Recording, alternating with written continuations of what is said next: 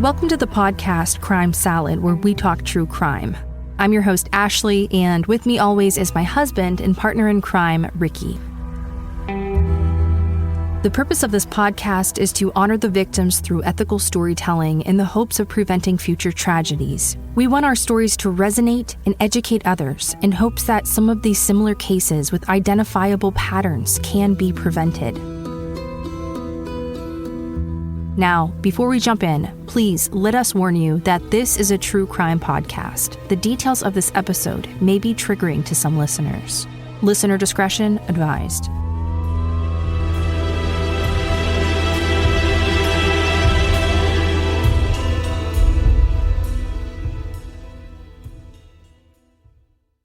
So this week, we're jumping into a case that you may have been following for about 3 years now. And just recently, it cycled back into the news. We want to give you an extra content warning because this episode contains discussions of violence against a child which may be triggering or disturbing for some listeners. Listener discretion is advised. Gannon Stauch was an 11-year-old boy who lived with his father, stepmother, sister, and stepsister in Colorado Springs, Colorado. Well, on January 27, 2020, Gannon was reported missing by his stepmother, Letecia Stauch, who claimed he has gone to a friend's house and never returned. Within days, a massive search operation was launched to find Gannon, involving law enforcement, the National Guard, and volunteers from the surrounding community. This search lasted for several weeks, and it covered large areas. Well, all hope was lost when Gannon's remains were found several states away in a rural area of Florida. Within days of the discovery of his body, his stepmother Letecia Stauch was arrested and charged with multiple crimes, including first-degree murder. So we're going to look over some of the details that happened on the evening of January 27, 2020, when 37-year-old Letecia Stauch went searching for her 11-year-old stepson, Gannon Stauch. He was out playing with his friends that day and allegedly hadn't returned. His stepmother immediately began searching for Gannon. It was unusual for Gannon not to follow the rules and return on time, especially because earlier that day he had been sick. So sick that he stayed home from school that day with a stomachache. Letecia sent a photo of Gannon sleeping in his bed that morning to her husband, Gannon's father, Al Stauch, and he was out of state conducting training drills in Oklahoma with the National Guard. Al was immediately worried when Letecia couldn't find Gannon because he was too far away to do anything to help. He also knew that Letecia was upset that day with Gannon. The night before, there had been some problems with Gannon when a candle had allegedly caused a small fire and minor carpet damage in the basement. Letecia was enraged over the accident and videotaped Gannon on the phone while she interrogated him. While Gannon was concerned about his burns, Letecia was only concerned about the damage to the carpet. Each time Gannon tried to speak, she would cut him off to control the narrative. This was a video to show her husband how badly his kid was behaving. In the video, Letecia asked Gannon to pinky swear that he hadn't done it on purpose. A frightened and terrified Gannon, in tears, promised that he was sorry and hadn't done it maliciously. To drive home the importance of Gannon telling her the truth, Letecia told him a series of lies.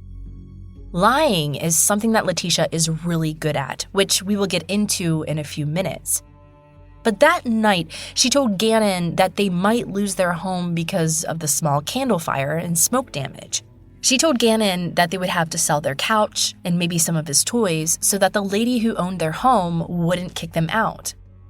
Days later, police would be unable to locate any fire or carpet damage caused by this candle. So how did Gannon really get those burns on his hands? As soon as Al heard his son was missing, he instructed Letecia to call the police, which she did, and reported Gannon as a runaway.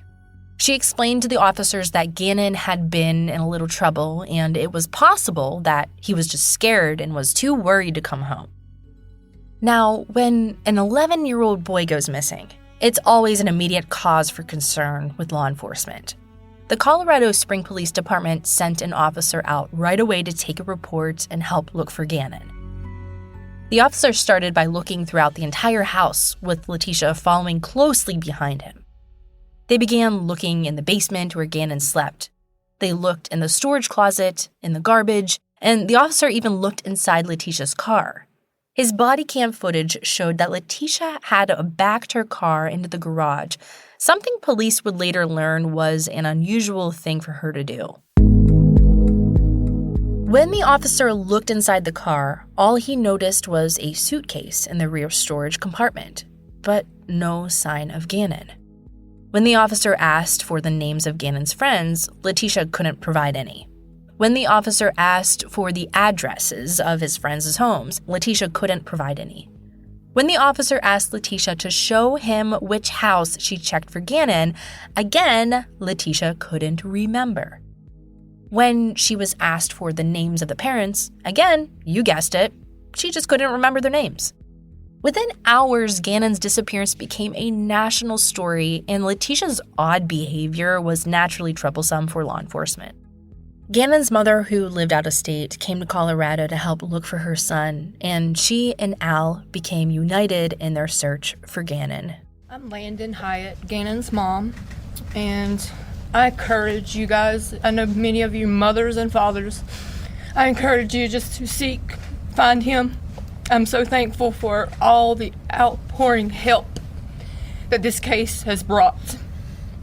My son is a very loving kid. He wouldn't want harm on anybody at all. And it's so hard to just think, why is this happening to him? I have no clue. But my kid deserves to come home. My kid has a purpose. My kid has a life. And it's important to me. And it's important to everybody that's standing in this room. Gannon, Bubba, little man, mommy's hero, wherever you're at, mommy and daddy's here. And we're begging and pleading for you to come home. I know that's your biggest wish, is to see mommy and daddy standing here. We're here, Bubba. We're here for you, and I can't wait till you're found, because I have hope that you are going to be found. You are my hero. You are the reason why I have life. He's so special to me.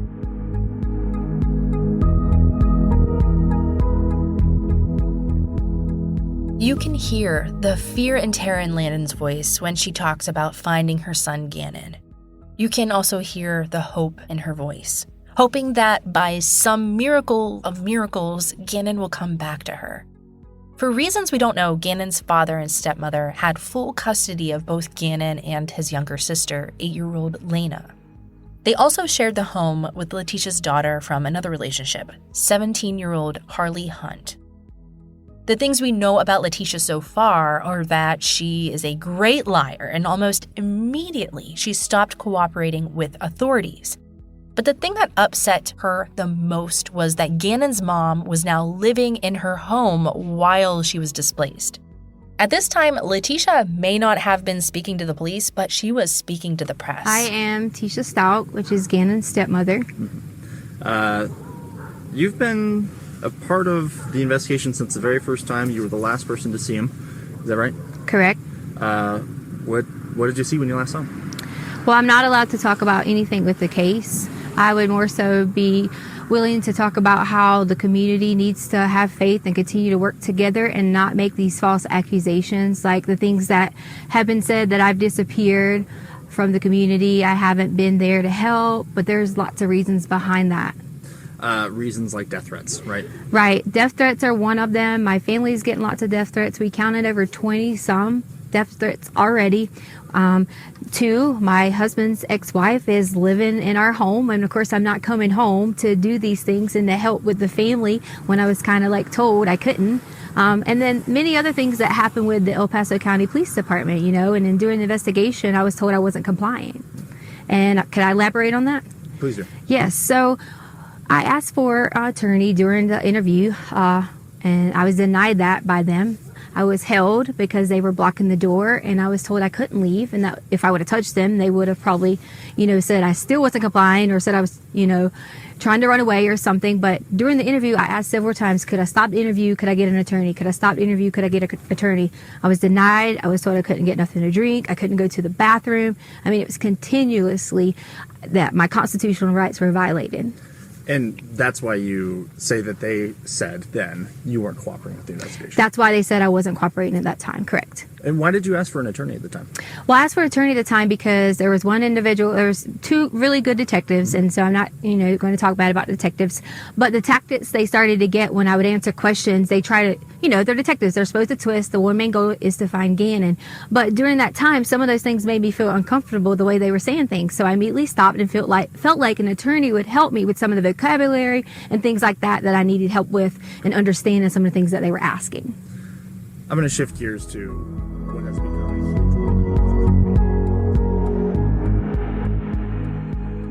a In that clip, she sounds so lovely, doesn't she? Police were immediately interested in speaking with Letecia again. In a text exchange, Detective Bethel asked Letecia to please come into the station and speak with him. He told her that he wanted her assistance in finding Gannon. Letecia responded by text telling him, quote, "What do you want from me? Because I have nothing. One of your very own leaked to me what you guys were doing. I did nothing and I'm being set up. I'm not really even sure other than being told by another blue with El Paso. I was told I couldn't go home to sleep, and on top of that, men were sent to a home with a minor female and she was forced to stay there, not even leave for food. Every conversation that said, even at this moment, I can hear inside. What do you want from me?" Unquote. For starters, I think they wanted a coherent exchange of words, and that clearly wasn't it. When she refers to being told by another blue, she is referring to a police officer who allegedly leaked to her that the police were trying to set her up for Gannon's disappearance. She had other conspiracy theories too, that Gannon's mother had taken him and was hiding him. According to Letecia's Google search history, she didn't think much of Gannon and Lena's mother. She held resentment for the woman whose children she was raising. She also had seething rage and jealousy towards Gannon's mother. Some of her internet searches gave a glimpse into the mind of a resentful stepmother who felt trapped and unappreciated. In several searches, it was clear that she was looking for a new husband, and she wanted one without any children. Some of the searches were out to find a new husband, like how to find real military singles, and find me a rich guy who wants me to take care of his kids. But other searches indicated how Letecia felt about the mother of her stepkids. She conducted a number of searches that said parenting should be one person and not four. I'm over doing all the work for my stepkids and their mom doesn't help. If you aren't involved in your kids' life, you are shitty. My husband's ex-wife does nothing for her kids. I wonder if my husband's ex is sending me a card since I raised her kids. Letecia's Google search history was basically a roadmap of how she was truly feeling. Her queries sounded more like journal entries than seeking information. Other searches were clearly directed at her failing marriage. They included search phrases like, "One day, some people will wish that they treated you differently. Why should my husband choose me over family?"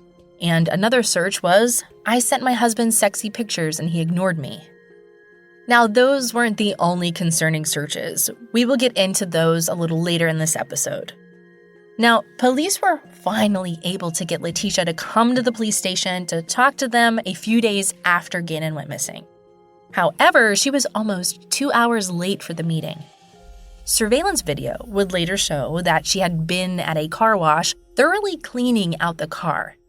It was the same car. The VW Tiguan that police had originally noticed was backed into the garage with a suitcase in the back cargo area. Police were beginning to suspect that that suitcase held Gannon's body. Police discovered that the day after Gannon went missing, Letecia had her daughter drop off her car to a parking lot where it remained for 2 days. Without giving any explanation, she rented a Kia Rio for 2 days. Later, she would tell her husband that she rented the Kia Rio to keep the miles down on her car, which was a leased vehicle with mile restrictions. But Letecia only put 71 miles on the Kia Rio, so that didn't make any sense. But what made more sense was that Letecia was hiding the vehicle because it held forensic evidence tying her to Gannon's murder.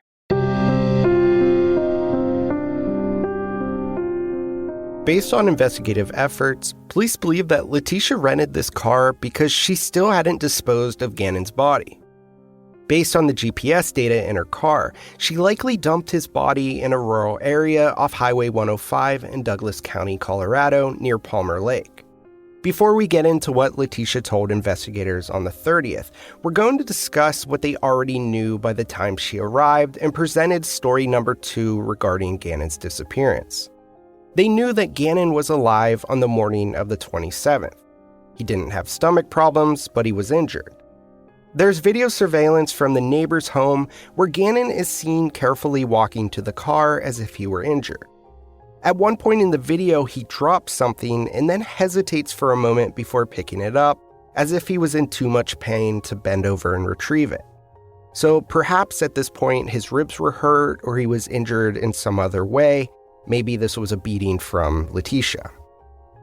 Police knew that the morning Gannon went missing, Letecia took a photo of Gannon in bed, with his regular bedding and his Nintendo Switch game console next to him. Investigators learned from Al that this was Gannon's most prized possession. Letecia texted Al and told him that she would stay home with Gannon and call in sick. That morning, she texted her employer and told them that her stepfather had been killed after being hit by a car and she wouldn't be in for a few days. This is a blatant lie, and this is one of the messages, along with some other clues, that would lead investigators to believe that Gannon's death was premeditated. In the probable cause affidavit, investigators noted that the next day, Letecia conducted a Google search. She was inquiring if Nintendo can remotely locate a Switch game console. Police knew that Gannon was already dead when Lena came home from school that day. Letecia told Lena that Gannon was sick and she couldn't see him. Instead, she told her to go outside and ride her bike. The home surveillance camera confirmed that within 15 minutes of arriving home, Lena was outside riding her bike alone. Earlier that day, while Lena was at school and Harley was at work, Letecia was likely cleaning up blood and evidence of her crime. Later, when police arrived that night, they too would take a photo of Gannon's bed, and the bedding was different than earlier that day.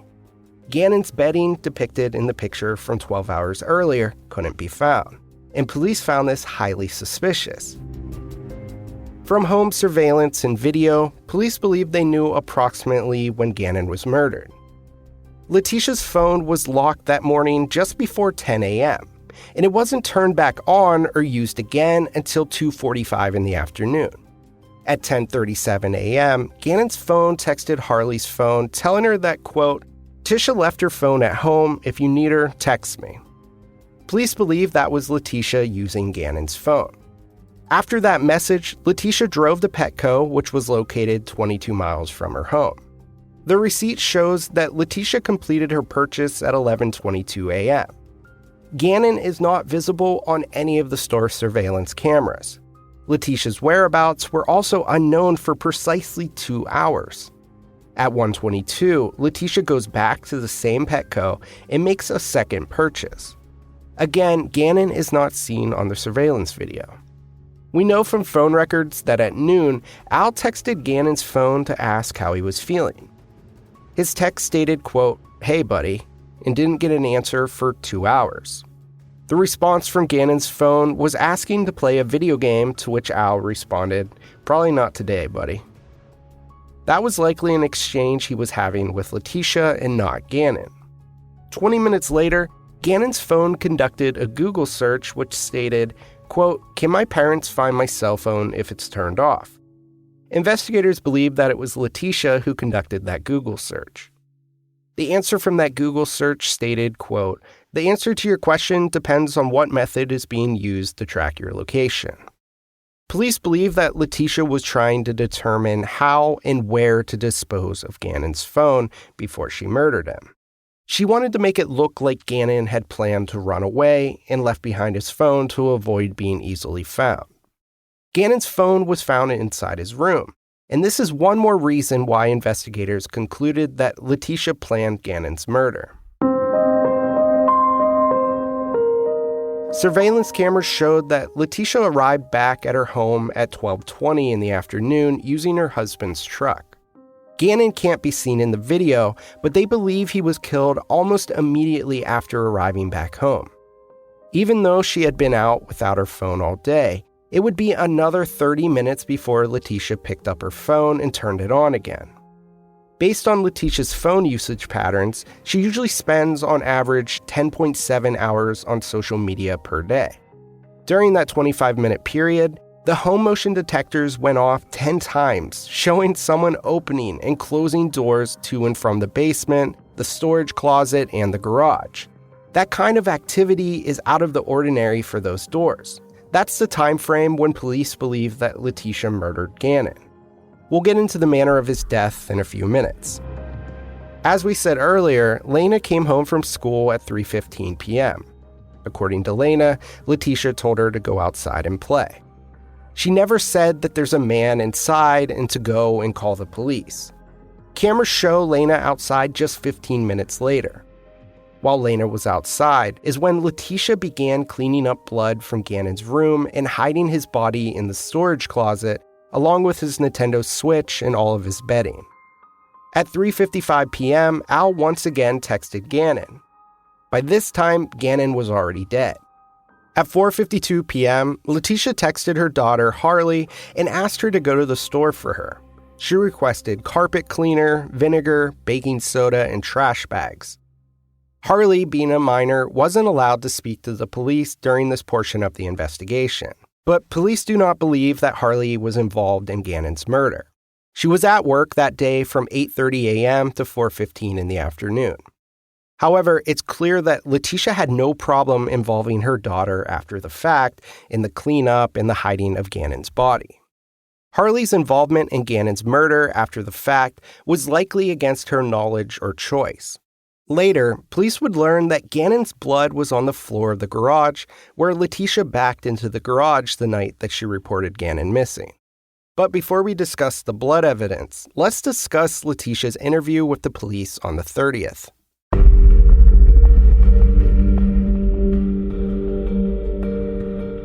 On the day of the interview, they knew enough to know that Letecia was lying to them. She was the last person to see Gannon alive. And there was blood evidence all over the home that they assumed would come back as belonging to Gannon. Letecia came into the interview with handwritten notes that she wanted to read to the investigators and then leave. She refused to answer any questions, and instead, she wanted to read from her statement. Letecia had 3 days to realize what mistakes she had made and what evidence the police likely found. To get ahead of this, she concocted a ridiculous story that would explain away the blood evidence that police found when Al gave the officers consent to search the home.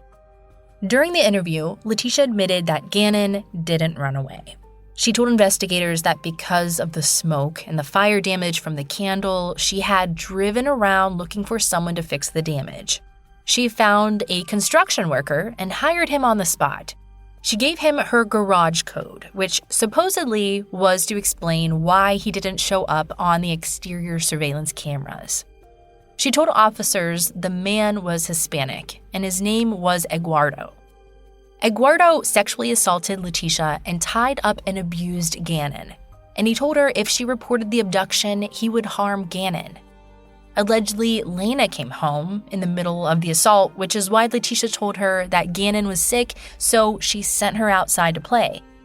Now, the only problem with this is during this whole time when she was being sexually assaulted, she was actually on her phone asking Google to find her new husband and confessing that she felt like a nanny to her stepchildren. And she also asked Google if there were any programs that offered free money to move out of a bad situation. When Letecia tried to leave the police station, they told her that she was being detained for a mandatory DNA test. They also asked her if she would submit to a sexual assault exam so that they could potentially recover any evidence that would lead to a suspect and ultimately to Gannon's recovery. Not surprisingly, she refused. She began stuffing used tissues down her pants. She didn't want the police to have her DNA. And then Letecia began feigning symptoms of a heart attack and told the officers she couldn't breathe. They called an ambulance, and an officer continued questioning her in the ambulance.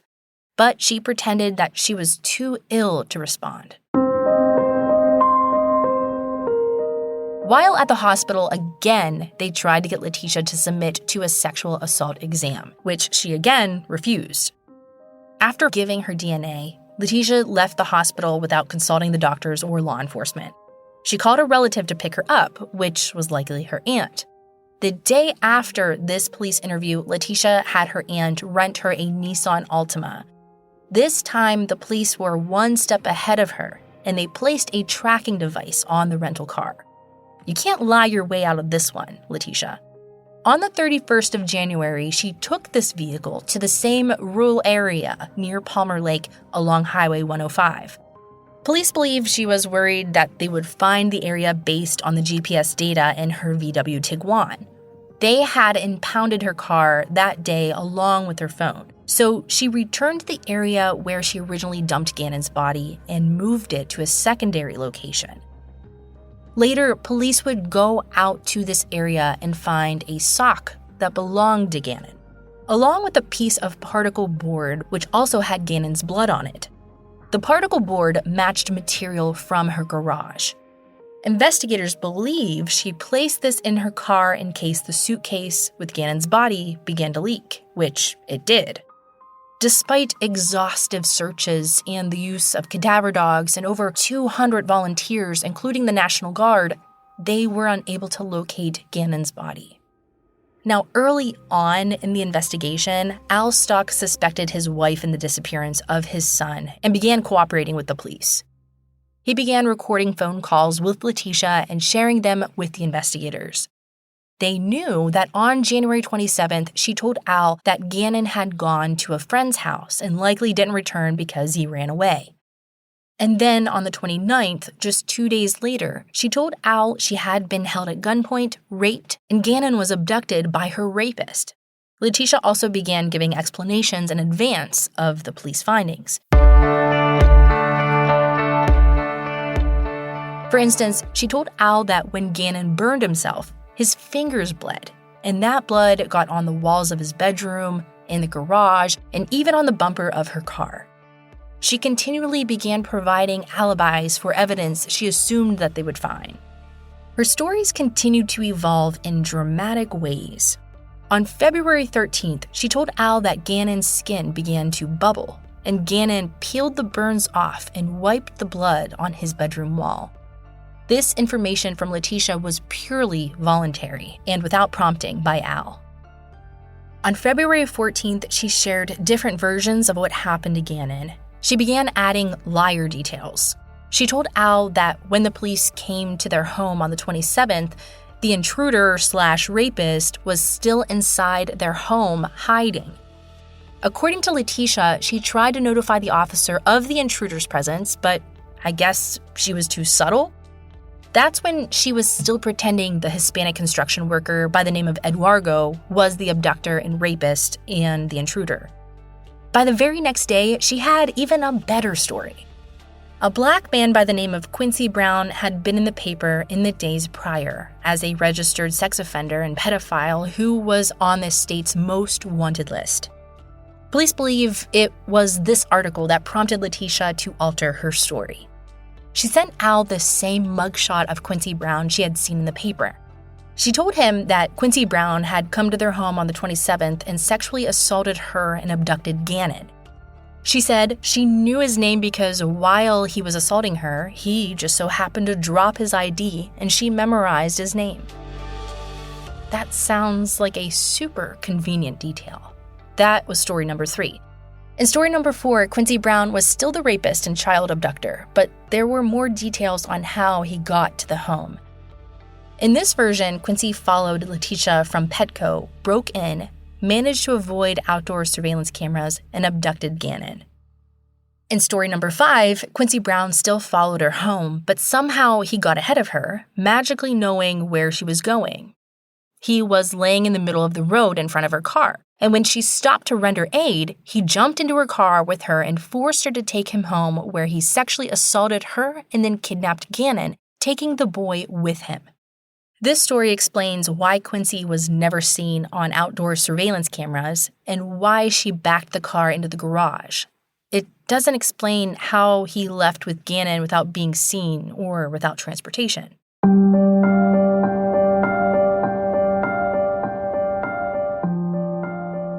In story number 6, Letecia and Gannon were driving near Palmer Lake and Highway 105.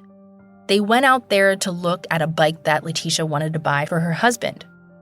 Gannon was riding the bicycle and fell off and hit his head. This is foreshadowing by Letecia to explain Gannon's injuries in the event that his body was ever located.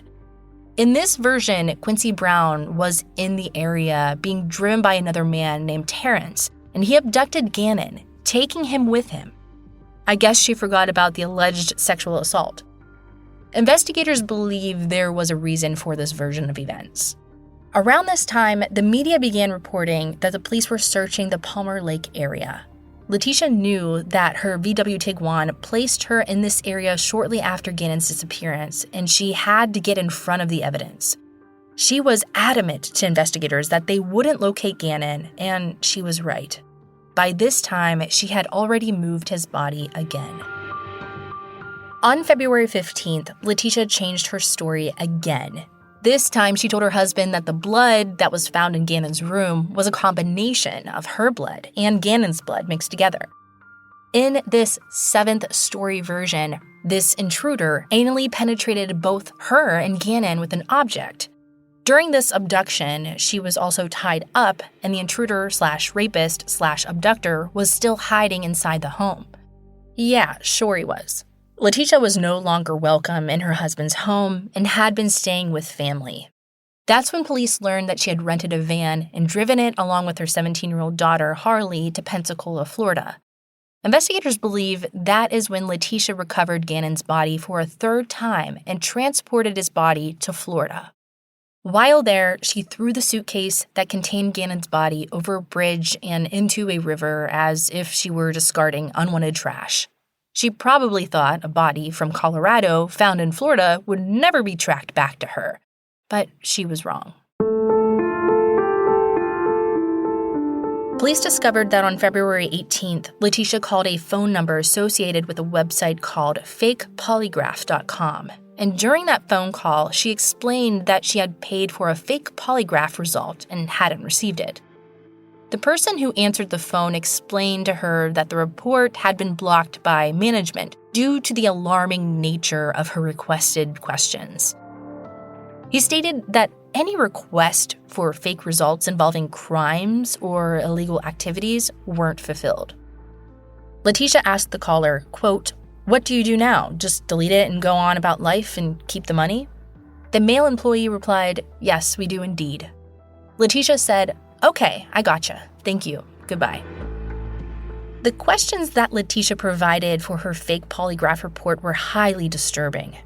The questions and answers she requested were, quote, "Do you intend to answer these questions regarding your stepson truthfully?" "Yes." "Is your birthday August 4th, 1983? "Yes." "Did you participate in any way in causing harm to your stepson?" "No." "Did you murder your stepson?" "No." Once the forensic reports came back from the FBI lab, police had enough evidence to arrest Letecia. They discovered a large red stain on Gannon's bed which matched his DNA. And when they pulled back the carpet from the corner of his room, the pad and the concrete underneath the carpet were soaked in Gannon's blood.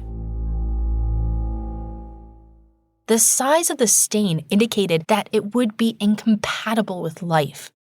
There was blood spatter up the wall where Gannon slept. Some of it had been cleaned, but Letecia had missed some of the smaller stains. The spatter indicated a high-velocity injury. The blood from the garage and the storage area also came back as Gannon's blood. Additionally, 2 of the scrubbers in the dishwasher had carpet fibers that matched the carpet in Gannon's basement bedroom, as well as were positive for Gannon's DNA. As a result of these findings, Letecia was arrested for Gannon's murder on March 2, 2020. Despite not having a body, she was charged with murder in the first degree with a child under the age of 12 and in a position of trust, child abuse resulting in death, tampering with a deceased human body, and tampering with physical evidence. Just 16 days later, Gannon's remains were found in a suitcase in Pace, Florida, right where Letecia had dumped him almost a month earlier.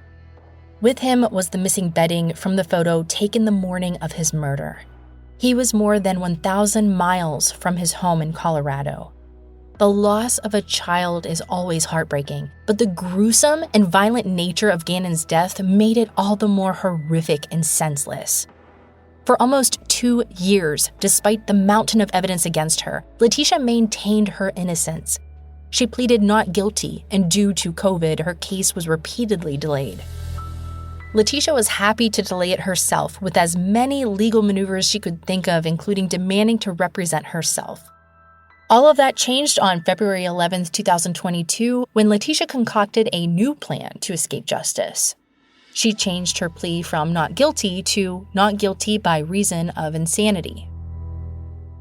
This meant that Letecia had to undergo an evaluation to determine her legal sanity or competency.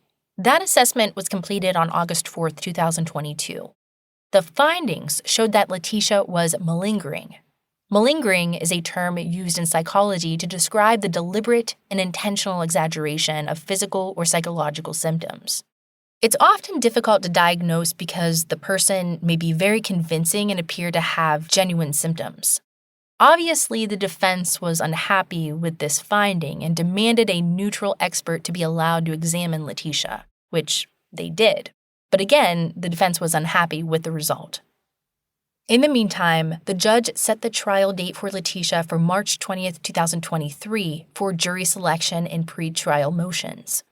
Just as Letecia's trial began, her own mental health expert provided a report that said Letecia is batshit crazy.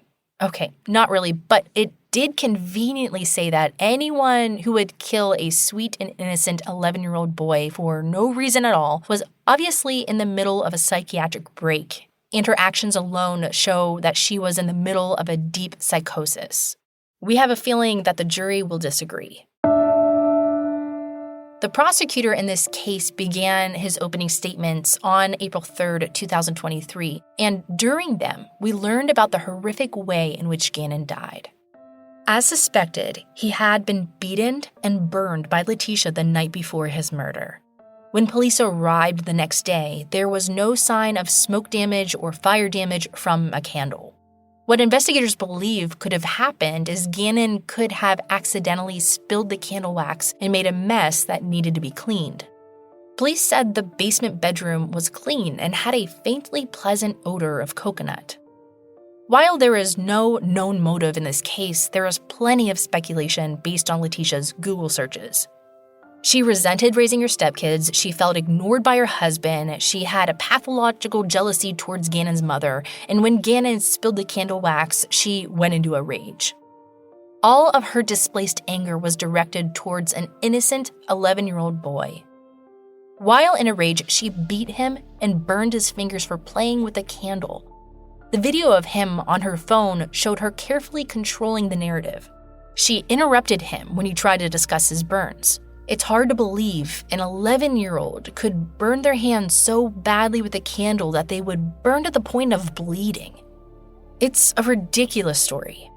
In the video, she gaslights him into thinking that they would be evicted. The next day, a battered and burned Gannon couldn't go to school like that. Letecia was a teacher's aide, and she knew that the school was a mandatory reporter for child abuse. She also knew her husband, Gannon's father, would be home in 2 days, so that wouldn't give Gannon enough time to heal, nor would she be able to control the narrative. That is when investigators and prosecutors believe she planned the premeditated murder of Gannon. She took a photo of him sleeping in his bed with his Nintendo Switch and sent it off to her husband. Then she ran a series of errands that included going to Petco twice. Both times, Gannon was made to stay in the car. He was covered in bruises. She didn't want him to be seen by anyone. By 2:20, she sent Gannon to his room. While Gannon was in bed, she stabbed him 18 times. Many of the stab wounds were to his hands and forearms. That meant that Gannon fought hard for his life. After stabbing and battling a defenseless 11-year-old boy, Letecia hit him over the head so hard that his skull, according to the prosecutor, cracked like an eggshell. This blow to the head likely incapacitated him and would have led to his death, but Letecia didn't have time to wait for him to die. Next, she took a 9mm handgun and shot it 3 times at Gannon's head. Twice, she missed and those bullets went through his pillow and mattress. The third shot hit him in the head and landed in his jawbone. This all doesn't sound like a psychotic break. This sounds like a plan to pretend her stepson ran away from home after getting in trouble for spilling a candle to hide child abuse. Letecia's defense team found an expert witness who is going to get up on the stand and say that Letecia wasn't in her right mind, but the evidence will speak for itself. Letecia was able to craft a plan, move his body multiple times, rent cars, clean up the car and the crime scene, and even try to buy fake polygraph results. Letecia isn't crazy. She is just selfish and evil. The trial is expected to take up to 8 weeks, and no one expects a verdict of anything other than guilty. Gannon's senseless and tragic death has devastated a family and an entire community. It highlights the importance of community vigilance, support for child victims of domestic violence, and the need for continued improvement in child protection policies and procedures. We must work together in a society to prevent such tragedies from happening in the future. And this completes this week's episode. I honestly cannot wait to see this evil woman be held accountable. Thank you all so much for keeping up with Crime Salad, and special thanks to Caleb this week for becoming a supporter of our show. And we will see you next week.